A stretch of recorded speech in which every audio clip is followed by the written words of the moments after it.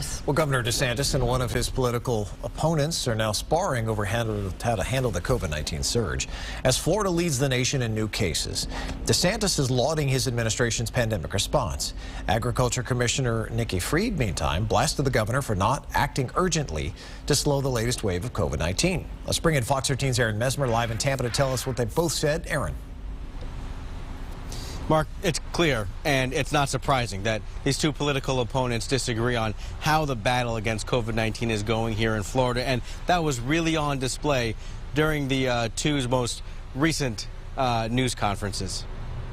Did you not get the CDC's memo? I don't see you guys complying.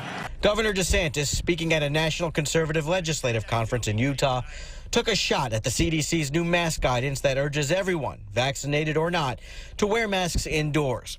And then the governor hailed his own administration's COVID-19 response. Floridians are free to choose, and all Americans should be free to choose how they govern their affairs, how they take care of themselves and our families. But Florida is now the epicenter of the COVID Delta variant surge.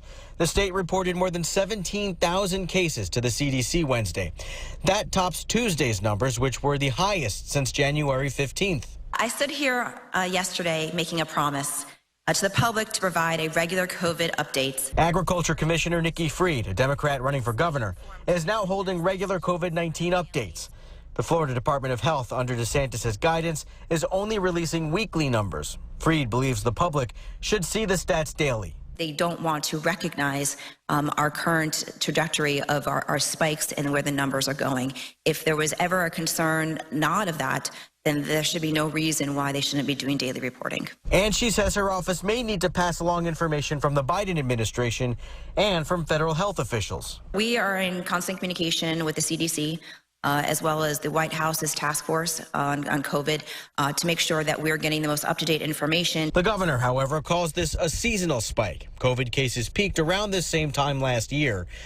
While a number of medical experts disagree, DeSantis says he plans to take the advice of his own team of scientists and has no intention of changing course.